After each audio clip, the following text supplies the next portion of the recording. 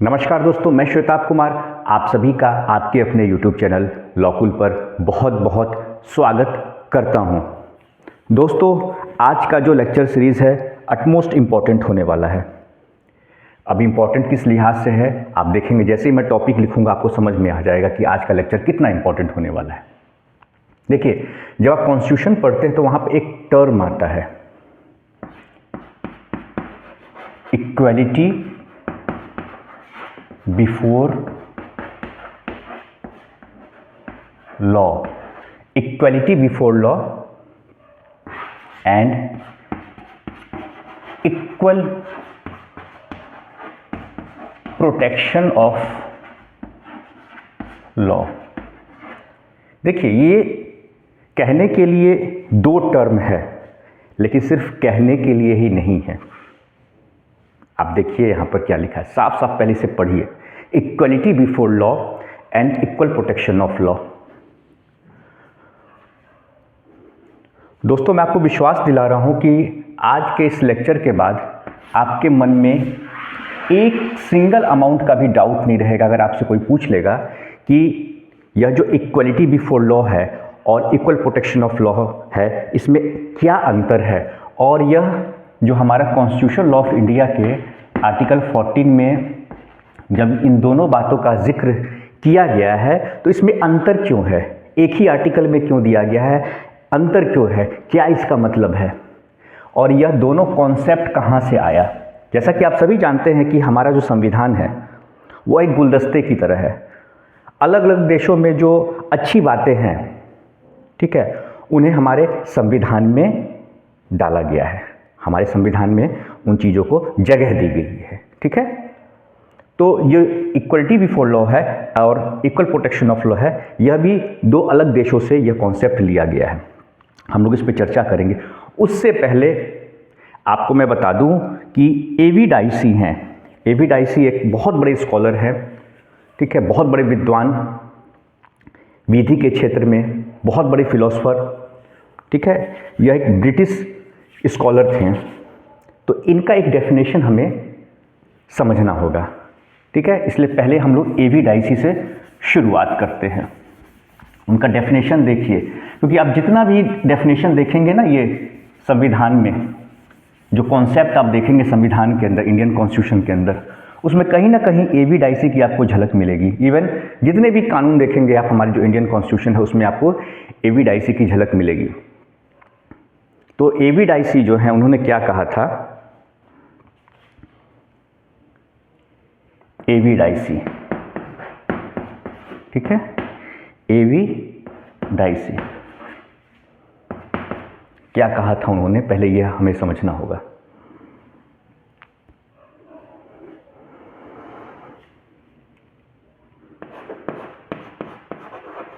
There must B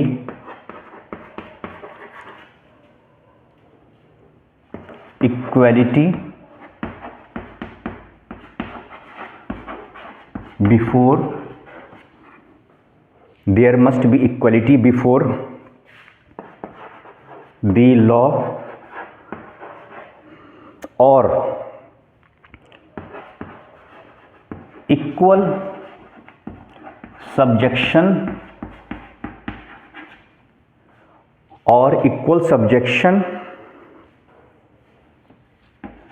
of all classes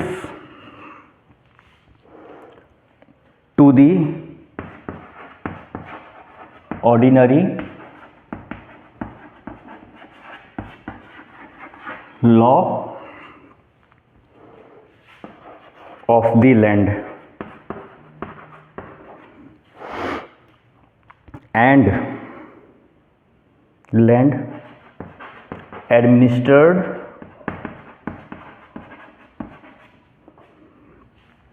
by the ordinary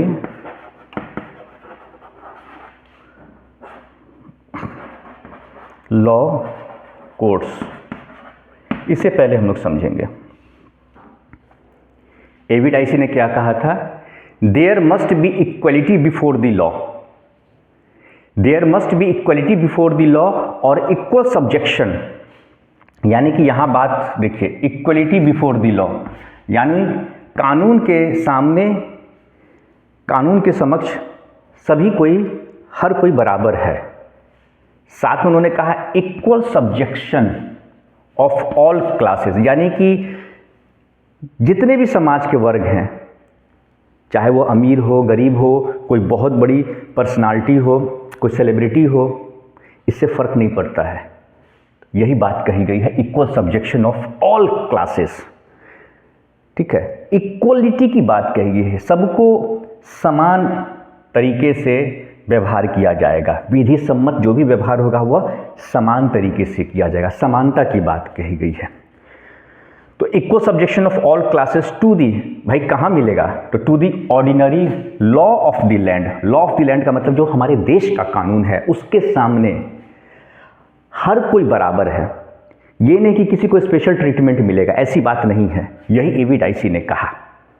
ठीक है, तो यहीं से समझिए कि जो बेस हमारा बना है इक्वलिटी बिफोर लॉ की बात जो आई वो यहीं से आई। अब आप कहेंगे सर क्यों आप बता रहे हैं ये, देखिए इसलिए बता रहा हूँ क्योंकि इसके बाद हम लोग समझेंगे, दो कॉन्सेप्ट की बात की थी ना मैंने, equality before law and equal protection of law. तो जो इक्वलिटी बिफोर लॉ है यहीं से इमर्ज हुआ, यहीं से कॉन्सेप्ट आया। हालांकि यह कॉन्सेप्ट को कहा जाता है कि एक नैरो कॉन्सेप्ट है, लेकिन शुरुआत तो यहीं से हुई थी। ये जो कॉन्सेप्ट आया था इक्वलिटी की, यहीं पे शुरुआत हुई थी कि there must be equality before the law और equal subjection of all classes to the ordinary law of the land administered by the ordinary law courts. यानी कोर्ट की जो हमारी प्रोसीडिंग होती है, ठीक है, जो विधि सम्मत कार्रवाई होती है, न्यायिक कार्रवाई होती है, वह उस कार्रवाई के तहत किसी के साथ डिस्क्रिमिनेशन नहीं होगा, कोई भेदभाव नहीं होगा। कानून के सामने हर कोई बराबर है, चाहे वह कितनी बड़ी भी सेलिब्रिटी क्यों ना हो, कोई कितनी भी बड़ी सेलिब्रिटी हो। ठीक है, कोई स्पेशल ट्रीटमेंट नहीं मिलने वाला है, कानून सबके लिए बराबर है, न्यायिक प्रक्रिया सबके लिए एक समान है, यही बात कही गई। तो एवी डाइसी जो हमारे क्या थे, ये ब्रिटिश स्कॉलर थे। ठीक है, ब्रिटिश स्कॉलर एवी डाइसी। ठीक है, अब देखिए एवी डाइसी को समझा दिया, इसलिए मैंने एवी डाइसी का जिक्र किया। ठीक है, ये ब्रिटिश स्कॉलर थे और इसी ब्रिटेन से कॉन्सेप्ट आया इक्वलिटी बिफोर लॉ का। देखिए मैं इस तरीके से पढ़ाऊंगा ना कि आपके दिमाग में पूरी बात बैठ जाएगी। आपको समझना जरूरी है, आपको चीज़ों को समझना जरूरी है। जब तक मैं थ्योरी को प्रैक्टिकल से रिलेट नहीं करूंगा, आप चीज़ों को नहीं समझ पाएंगे। ठीक है, इसलिए मैं इंडियन पॉलिटी को भी थोड़ा सा इसके साथ कवर कर रहा हूँ, इंडियन पॉलिटी। ठीक है, एक हेयर डिफरेंस होता है इंडियन पॉलिटी और कॉन्स्टिट्यूशन में, और जितना बेहतर तरीके से आप समझेंगे चीज़ों को, ना आपको इंडियन पॉलिटी में दिक्कत आएगी और ना ही आपको कॉन्स्टिट्यूशन में दिक्कत आएगी। देखिए बिहार ईपीओ की तैयारी कर रहे हो आप, या किसी भी स्टेट की जुडिशरी की आप तैयारी कर रहे हो, इंडियन पॉलिटी और जो इंडियन कॉन्स्टिट्यूशन है उसको आपको एक साथ पढ़ना होगा। तो अब आते हैं एवी डाइसी से ही। अब देखिए एवी डाइसी ने जो बात कही, यही आपको आर्टिकल 14 में भी कहा गया, इक्वलिटी बिफोर लॉ। देखिए इससे ज़्यादा कुछ नहीं दिमाग लगाइए, ये कॉन्सेप्ट कहाँ से आया। नंबर एक बात, सवाल, ये कॉन्सेप्ट कहाँ से आया। तो एवी डाइसी कहाँ के थे ऑथर, ब्रिटेन के थे, ब्रिटिश ऑथर थे। तो ये जो कॉन्सेप्ट आया है ये ब्रिटेन से आया है। कहाँ से आया है, तो ब्रिटेन से आया है। और यह कॉन्सेप्ट क्या है, तो एक नैरो कॉन्सेप्ट है,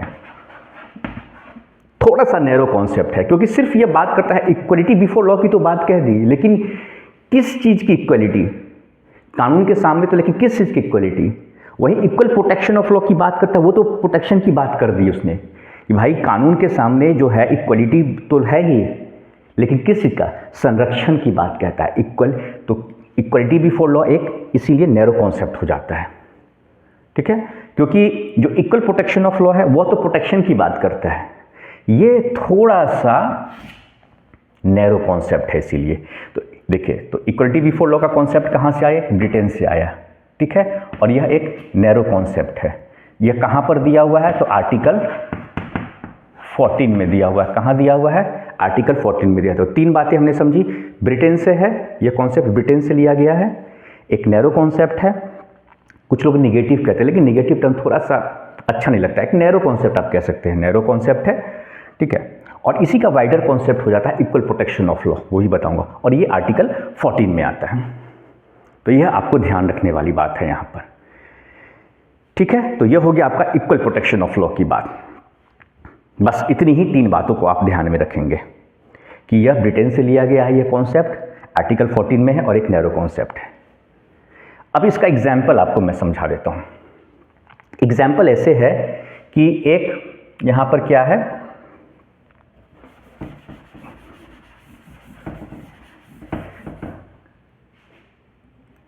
यह एक x और यह एक y। x एक भी कोई भी कॉमन मैन है, ठीक है, एक कॉमन मैन है, ठीक है। और ये कोई बहुत बड़ी सेलिब्रिटी है y, ठीक है, बहुत बड़ी सेलिब्रिटी है। अब बहुत बड़ी सेलिब्रिटी है, लोग जानते हैं, ठीक है। इवन जहाँ कोर्ट की प्रोसीडिंग होती है, निश्चित तौर पे वहाँ भी जो कार्रवाई में जो लोग होते हैं, जो न्यायिक प्रक्रिया है, निश्चित तौर पे वहाँ भी कोई कंप्यूटर तो है नहीं, वहाँ भी कोई रोबोट तो है नहीं, वहाँ भी हमारे आपके जैसे ह्यूमन बीइंग हैं, वह भी उन सेलिब्रिटी को फॉलो भी करते हैं, उनको दिन रात देखते भी हैं। भाई हर कोई मूवी देखता है, ठीक है, टीवी देखता है, शोज़ देखता है, तो वो सेलिब्रिटी इतनी फेमस है कि उनको हर कोई जानता है, ठीक है। तो इसका मतलब यह नहीं कि ये जो सेलिब्रिटी है इनको कोई स्पेशल ट्रीटमेंट मिलेगा। तो नो स्पेशल ट्रीटमेंट मतलब इनके लिए ऐसा थोड़ी कि इनके लिए कोई स्पेशल लॉ है, ऐसी बात नहीं है। एक्स को भी वही अधिकार है जो वाई को है, जो अधिकार वाई को है वही अधिकार एक्स को है, और यही बात कहता है इक्वलिटी बिफोर लॉ।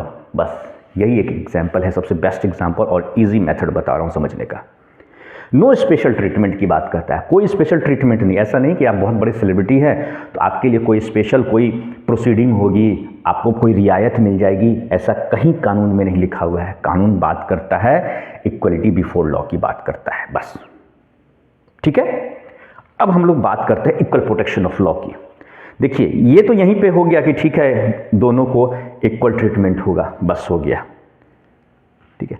अब इसी का एक वाइडर कॉन्सेप्ट कैसे आ जाता है इक्वल प्रोटेक्शन ऑफ लॉ, वह भी बताऊंगा, जो कि आपके अमेरिका से लिया गया है, ठीक है। वो कॉन्सेप्ट यह तो ब्रिटेन से लिया गया था, ठीक है। ब्रिटिश स्कॉलर हमारे एवी डाइसी, यहां तक तो ठीक है। अब आप देखें यहां पर equal protection of law, equal protection of law, equal protection of law, ठीक है। यह कहां से लिया गया है, तो अमेरिका से। यह जो कॉन्सेप्ट है कहां से लिया गया है, कॉन्सेप्ट कहां से लिया गया है, अमेरिका से लिया गया है। यह एक वाइडर कॉन्सेप्ट है, वाइडर कॉन्सेप्ट है, ठीक है। उसके बाद यह भी आपका आर्टिकल 14 में है। कहां पर है, आर्टिकल 14 में है, ठीक है। Equal protection of law America से लिया गया है, ठीक है। यह एक वाइडर कॉन्सेप्ट है और आर्टिकल 14 में है। 3 बातें। अब यह देखिए इसमें वाइडर कॉन्सेप्ट इसलिए हो जाता है क्योंकि सिर्फ यह इतना ही कह के नहीं रुक गया equality before law, equality of law, यहां भी वही है, लेकिन सिर्फ बिफोर लॉ ही नहीं कहने से नहीं होगा, बिफोर लॉ। इसमें क्या स्पष्ट हो रहा है, लेकिन ये बात करता है प्रोटेक्शन की, संरक्षण की बात करता है, प्रोटेक्शन की बात करता है, संरक्षण की बात करता है। इसीलिए यह वाइडर कॉन्सेप्ट हो गया सर, इसीलिए स्पष्ट इसने एकदम साफ तरीके से कहा इक्वल प्रोटेक्शन ऑफ लॉ, एकदम साफ है। देखिए इक्वलिटी बिफोर लॉ, ठीक है, इक्वलिटी बिफोर लॉ है, ठीक है, सब कोई कानून के सामने बराबर है, हो गया। लेकिन ये प्रोटेक्शन की बात करता है, इसलिए यह एक, इससे जो इक्वलिटी बिफोर लॉ है उससे यह थोड़ा वाइडर टर्म हो जाता है। ये सबसे बड़ा अंतर है, मेजर डिफरेंस ये है। और अलग अलग देशों से लिया गया है, ये यूएसए से लिया गया है इक्वल प्रोटेक्शन ऑफ लॉ, ठीक है, इक्वल प्रोटेक्शन ऑफ लॉ।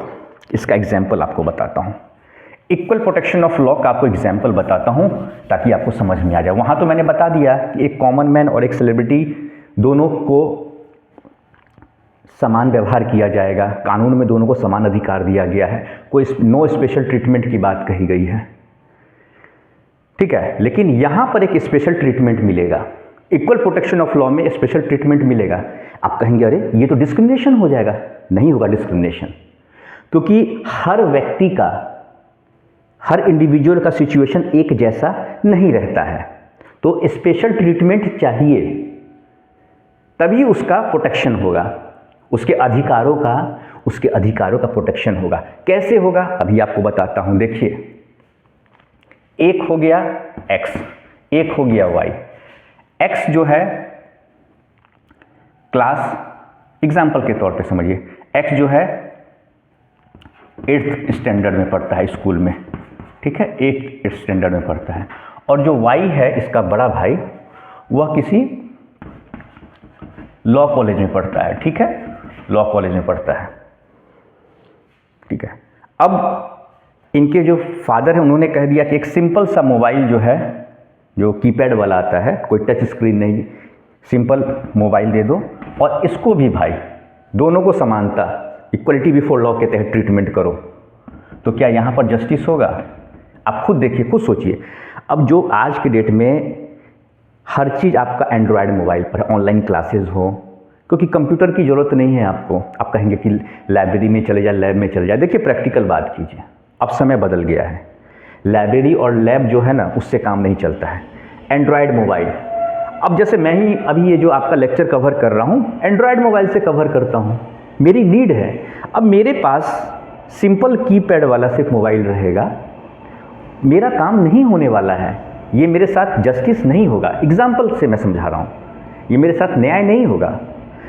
ऐसे ही ये स्टूडेंट हैं, सेमिनार्स हैं, लेक्चर्स हैं, ऑनलाइन क्लासेस हैं, बहुत सारे बच्चे लॉ कॉलेज में रहते ही जुडिशरी की तैयारी कर रहे हैं। समय बदल गया है, पहले होता था कि लॉ की डिग्री ले लिया फिर सोचेंगे क्या करना है नहीं करना है, लेकिन अब क्या है, बच्चे लॉ कॉलेज में रहते हैं, उसी वक्त तैयारी उनकी शुरू हो जाती है। तो इनके लिए यह जो कीपैड वाला सिर्फ मोबाइल, सिंपल मोबाइल है, इनके काम का, हाँ इनके काम का हो गया कि चलो कोई इमरजेंसी सिचुएशन है, कॉल करके पूछ लिया बेटा कहाँ पर हो, नहीं हो, कोई इमरजेंसी सिचुएशन आ गई तो बात कर ली, पेरेंट्स से बात कर ली, कहीं बाहर गए हैं। बाकी इनको घर पे रहना, घर पे इनका काम चल जाएगा, इनके लिए कोई दिक्कत नहीं है। इनको वो सब अभी मोबाइल के, एंड्रॉयड मोबाइल की इनके पास ज़रूरत नहीं है, ठीक है।